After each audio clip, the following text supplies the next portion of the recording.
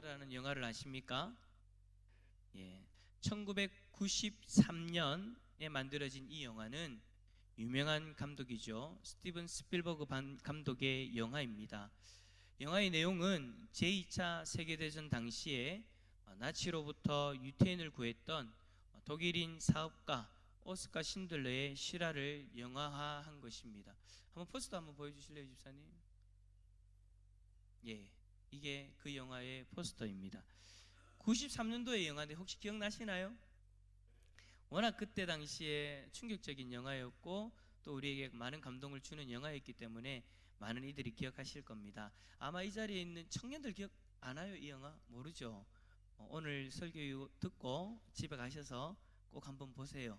좋은 영화니까 한번 꼭 보시길 바랍니다. 아마 얼마 안 줄 거예요. 돈이 없어서 못 본다 하면 저한테 얘기하시면 제가 드릴게요. 그만큼 좋은 영화니까 한번 보시면 좋을 것 같아요. 자, 근데 이 영화의 주인공으로 나오는 그 신들러는요, 처음부터 유태인을 구했던 그런 사람이 아닙니다. 원래 신들러는 자신의 이익을 위해서 정의와는 전혀 상관없이 돈을 버는 기회주의자였습니다. 제2차 세계대전 당시에 오스카 신들러는 유태인이 경영하고 있다가 나치에 의해서 강제로 빼앗긴 그릇 공장을 인수하기 위해서 나치 당원이 되고 독일군에게 뇌물을 바치는 그런 사람이었습니다. 신들러가 유대인들을 자기 공장의 일꾼으로 기용한 것도 순전히 다른 사람들보다 저렴한 임금 때문이었죠. 제가 오늘 왜 여러분들에게 신들러 리스트를 소개해 드리냐면 바로 오늘 말씀의 배경이 되는 어느 한 사람과 너무나도 비슷하기 때문입니다.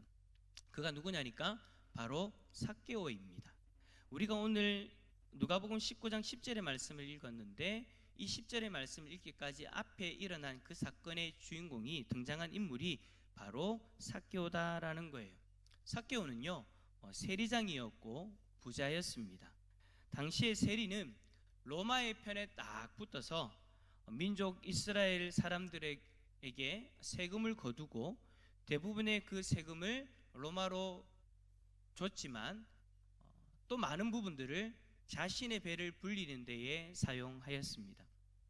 돈을 벌 수만 있다면 민족의 등에 칼을 꽂는 짓이라도 할 수 있는 그런 자들이었죠. 꼭 신들러처럼 말입니다. 영화에서는 이렇게 자기밖에 모르던 신들러가 갑자기 유태인을 구하는 사람으로 바뀌어진 것을, 변하게 되어진 것을 그리고 있습니다.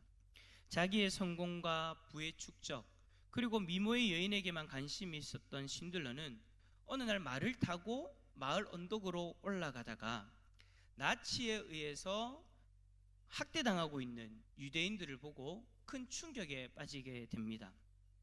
그 충격으로 인해서 그가 고용한 유대인 회계사인 스턴에게서 유대인 학살의 참혹한 현실을 듣게 됩니다. 그 이후에 신들러는 자신의 공장에서 일하고 있는 유대인 노동자들을 구출하기 시작합니다. 영화에서는 그때 구출한 유대인이 1100명이나 되었다라고 그렇게 이야기합니다. 신들러는 유태인 학살을 눈으로 직접 보고 그 충격으로 이렇게 변화가 되어진 것이죠. 여러분, 삭개오도 마찬가지예요. 분명 자신의 이익을 위해서라며 물불을 가리지 않고 달려들었던 세리였습니다. 그런데 이 세리가 변하게 되어집니다. 8절의 말씀에 보면 삭개오의 고백이 있죠. 우리 8절의 말씀 화면을 보고 한번 여러분 읽어주시겠습니까? 시작.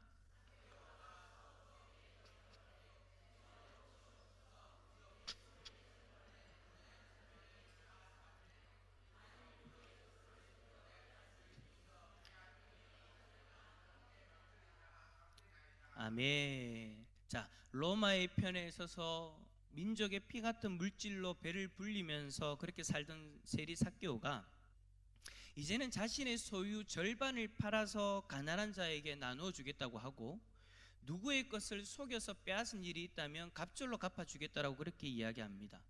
여러분, 삭개오가 이렇게 변한 이유가 뭘까요? 신들러는 유태인 학살을 직접 보고 충격을 받아 바뀌었습니다. 삭개오는요? 삭개오에게는 어떤 일이 있었기에 이의 삶이 이렇게 180도로 바뀌어진 것일까요? 그것은 우리가 잘 아는 것처럼 세리장 삭개오가 예수님을 만났기 때문입니다. 예수님을 만나는 그 사건으로 이 삭개오가 변화되어진 거예요. 예수님은 여리고로 가시는 길에 삭개오가 돌 무화과 나무 위에 있는 것을 보시고 그를 부르십니다. 그리고는 삭개오의 집에 가겠다라고 그렇게 말씀하셨죠. 이 사건은 유대인들의 입장에서는 도저히 용납할 수 없는 일이었습니다. 여러분, 삭개오가 어떤 사람이라고 했습니까? 유대인들의 돈을 필요 이상으로 거두어서 로마의 세금을 바치고 나머지는 자기가 다 한, 그렇게 착취하는 그런 사람이었어요. 유대인들의 입장에서는 이 사람은 상종할 수 없는 사람이었어요. 상종할 수 없는 죄인이었다라는 것이죠. 그런데도 예수님은 삭개오를 찾아오시고 그 집에 유하시면서 그들에게 구원의 말씀을 가르쳐 주십니다. 신들러를 변화시킨 유태인 학살과 같이 삶을 그 바꾸는 일이 삭개오에게도 일어나게 된 것이죠. 예수님을 만나는 그 사건이 그 독한, 그 악질인 삭개오를 바꾸신 것입니다. 그런데 이 모습이 삭개오의 많은 모습은 아니죠. 바로 저와 여러분들의 모습이기도 합니다. 여러분, 우리도 예전에는, 예수님을 만나기 전에는 자신만을 생각하고 자신을 위해 살았던 이기적인 삶을 살았던 사람들입니다. 그런데 이제 우리도 예수 그리스도를 만나서 자신만을 생각하는 이기적인 삶에서 이제는 남을 생각하는, 이웃을 생각하는 이타적인 삶을 살아야 하는 존재가 되었습니다. 왜 우리가 그렇게 변화되어져야 되는 걸까요? 그러한 삶이 주님께서 우리에게 가르쳐 주신 계명의 삶이기 때문입니다. 계명은 우리가 반드시 지켜야 되는 주님의 명령이죠. 요한복음 15장 12절에 내 계명은 곧 내가 너희를 사랑한 것 같이 너희도 서로 사랑하라 하는 이것이니라 라고 말씀하셨습니다. 서로 사랑하는 것. 그렇다면 이 사랑하는 것은 뭡니까? 13절에 또 예수님이 이렇게 말씀해 주셨죠. 함께 읽어봅시다. 시작. 사람이 친구를 위하여 자기 목숨을 버리면 더 큰 사랑이 없나니. 아멘. 친구를 위하여 자기 목숨을 버리는 사랑, 이 사랑은 예수님이 우리에게 베풀어 주신 그 사랑 자체입니다. 십자가에서 우리를 구원하기 위해서 자신의 생명을 내어 주셨죠. 그렇다면 예수님은 왜 우리를 구원하시고자 이 땅에 오셨고 십자가에서 자신의 생명을 내어 주시는 그 사랑을 우리에게 왜 베풀어 주신 것일까요? 그 이유는 오늘 우리가 함께 읽었던 말씀 때문입니다. 우리가 읽었던 본문의 말씀 10절의 말씀 한 번 더 읽어봅시다. 시작. 인자가 온 것은 잃어버린 자를 찾아 구원하려 함이니라. 아멘. 사랑하는 성도 여러분, 예수님이 이 땅에 오신 이유는 이 땅의 영광을 취하기 위해서가 아니었습니다. 자신의 영광을 위한 이기적인 이유가 아니었다라는 거예요. 단지 잃어버린 자를 찾기 위함이었습니다. 하나님의 백성들이 죄로 인하여 하나님을 아버지라고 부르지 못하는 그런 버림받은 상태가 되었기에 그 잃어버린 영혼들을 찾아 구원하기 위해 예수님이 친히 인간의 몸을 입고 이 땅에 오신 것입니다. 그리고 33년의 세월 동안 이 땅에서 잃어버린 영혼들을 만나시고 그들을 고치시고 말씀으로 인도해 주셨죠. 그 중에 한 명이 바로 세리 삭개오였습니다. 하지만 잃어버린 영혼들을 찾아가시는 그 일이 순탄하지만은 않았어요. 삭개오를 만나는 그 사건도 한번 보십시오. 삭개오를 만나고 그의 집에 들어가셨을 때 많은 사람들이 수군거렸습니다. 뭐라고 수군거렸습니까? 예수가 죄인의 집에 들어간다. 예수님이 잃어버린 영혼이라고 하는 자들은 이렇게 사람들로부터 손가락질을 당하고 외면당하는 죄인들이었습니다. 그리고 언제나 부족하고 삶의 고통으로 인하여서 허덕이는 사람들이었습니다. 예수님은 이들을 구원하기 위해 이 땅에 오셨으니 다른 사람들이 뭐라고 하든 그것이 중요한 것이 아니었습니다. 오직 잃어버린 그 영혼들에게 온 마음과 신경을 집중하시고 그들을 만나고 그들을 도우셨습니다. 그리고는 자신이 이야기하신 것처럼 그들을 위해 십자가에서 자신의 생명을 내어주셨습니다. 이것이 바로 예수님이 이야기하시는 그 사랑이었죠. 어떤 이들은 신들러와 예수님을 비교하면서 신들러의 삶을 통해 예수님이 떠오른다, 예수님의 삶이 떠오른다라고 이야기하는 분들도 있습니다. 왜냐하면 1100명의 유태인을 구하기 위해서 자신이 가지고 있는 그 모든 것들을 다 헌신했기 때문이죠. 그런데 여러분, 저는요 생각이 좀 다릅니다. 영화의 한 장면에서 신들러가 이런 이야기를 합니다. 내가 가지고 있는 차를 왜 팔지 못했을까? 이 차를 팔았다면 10명의 유태인을 더 구할 수 있었을 건데, 내가 가지고 있는 이 독일군 배지를 왜 팔지 않았을까? 이것은 금으로 된 것이어서 2명은 더 구할 수 있었을 건데 내가 안 한 거야. 내가 안 한 거야. 유태인을 더 구하지 못한 자신을 탓하면서 오열하는 장면이 있습니다. 이 장면에서 그렇게 오열하는 신들러를 바라보면서 많은 유태인들이 그에게 다가와 안아줍니다. 그리고 이야기합니다. 당신은 최선을 다했어요. 그렇게 위로해 주죠. 근데 여러분, 예수님은 다릅니다. 예수님은 달라요. 예수님은 처음부터 잃어버린 우리를 구원하기 위해 이 땅에 오셨습니다. 이 땅에 삶을 살다가 어떤 충격적인 일이 있어서 내가 저들을 구원해야 되겠다가 아니라 이 땅에 오시는 그 처음부터 우리를 구원하기 위한, 잃어버린 자를 찾기 위한 목적이 있으셨다라는 거예요. 그리고 그 일을 위해서 예수님은 자신이 할 수 있는 모든 것을 다 했습니다. 신들러처럼 더 할 수 있는 것이 남아있지 않았다라는 거예요. 왜냐하면 예수님은 자신의 생명을 내어주셨기 때문입니다. 그리고 예수님의 희생은 완전하였습니다. 더 이상 우리를 구원하기 위한 희생의 제물이 필요하지 않았다라는 거예요. 이제 우리를 위해 생명을 내어주신 예수님을 믿기만 하면 우리는 하나님의 백성이 될 수 있는, 구원을 받을 수 있는 존재가 되는 줄 믿습니다. 그리고 예수님이 십자가에 죽으실 때에 어느 누구도 그를 위로해 주지 않았습니다. 외롭게 잃어버린 자를 찾아 이 땅에 오셨고, 홀로 십자가에서 잃어버린 자를 찾기 위해 자신을 내어 주셨습니다. 그 예수님이 애타게 찾으시던 그 잃어버린 자가 바로 이 자리에 있는 여러분들입니다. 여러분이 예수님이 이 땅에 오신 이유인 거예요. 사랑하는 성도 여러분, 우리는 예수님으로부터 이러한 사랑을 받았습니다. 이 사랑을 받았기에 우리는 예수님의 계명에 귀를 기울여야 하는 겁니다.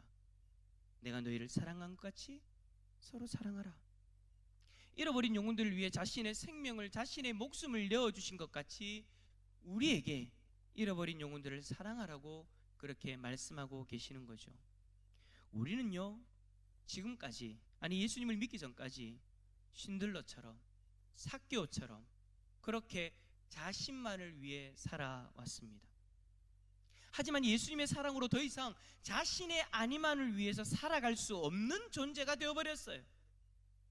잃어버린 영혼을 위해 자신의 생명을 내어주신 그 사랑을 받았기 때문에 이제는 우리도 잃어버린 영혼들을 위해서 자신을 헌신해야 되는 존재가 되었다라는 것입니다. 여러분, 신들러가 유태인을 살리기 위해 자신의 모든 것을 내어놓았던 것처럼 우리도 잃어버린 영혼들을 구원하기 위해서 자신의 생명을 헌신하는 자리에 내어놓아야 될 줄 믿습니다. 네, 여러분, 저는요 신들러의 그 안타까움이 우리의 안타까움이 되었으면 좋겠습니다.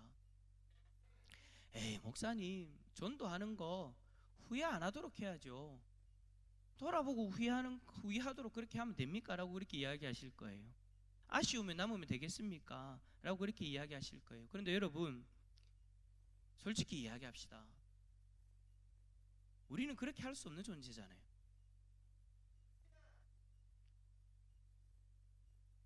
예수님이야 완전하게 그렇게 자신을 내어주시고 후회 없는 그런 구원 사역을 하실 수 있는 분이지만 우리는 아니잖아요.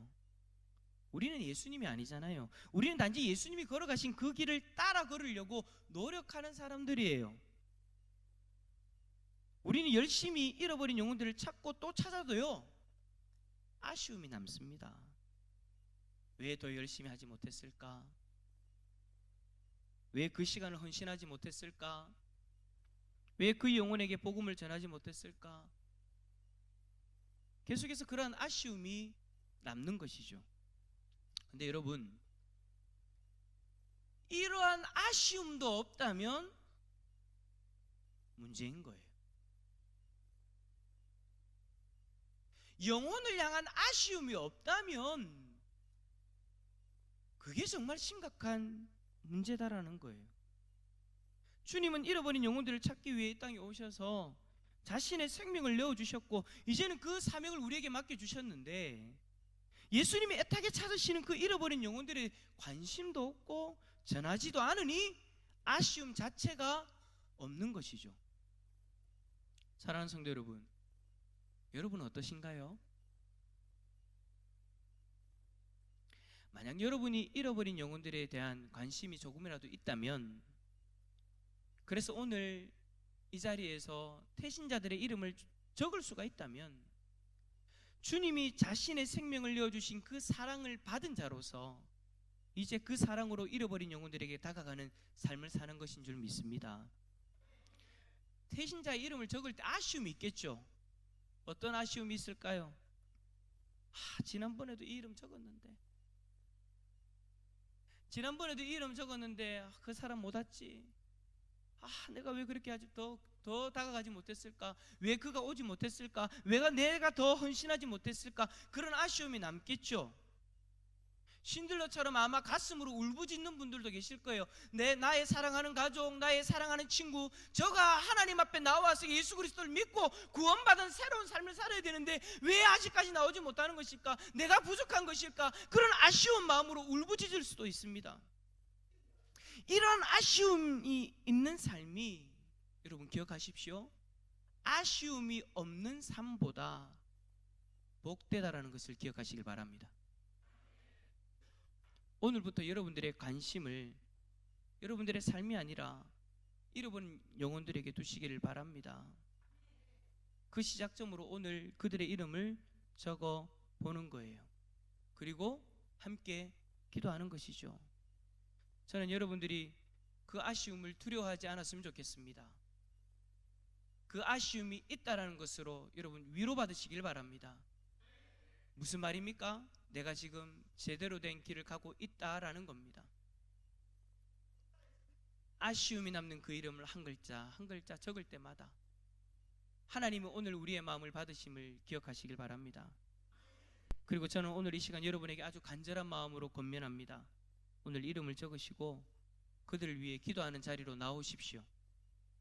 최소한 여러분 새벽에 힘드나요? 오케이. 수요일날 바빠서 못 오시겠습니까? 오케이. 최소한 금요 성령 집회는 나오십시오. 아멘을 안 하시노? 금요 성령 집회는 나오십시오. 금요 성령 집회 나오셔서 하나님 앞에 기도합시다. 만약에 여러분들이 감동이 되어진다면 새벽도 나오시고 수요일도 나오세요. 그래서 여러분들이 아쉬움이 남는 그 태신자들의 이름을 부르짖는 거예요. 부르짖는 거예요. 그리고 새생명 축제 당일인 11월 마지막 주는 제가 앞에서 말씀드렸던 것처럼 추수감사주일 다음 주일입니다. 저는 여러분들이 하나님 앞에서 한 영혼을 올려드리면서 감사의 고백을 드릴 수 있기를 축복합니다. 먼저 오늘 이 시간 여러분 우리가 이름을 적을 거예요. 그리고 그들을 위해서 기도하는 자리에서 주님의 인도하심을 바라볼 겁니다. 여러분의 귀한 순종을 통해서 잃어버린 영혼이 주님 앞으로 돌아오는 기적이 일어날 길을 예수 그리스도 이름으로 축원합니다.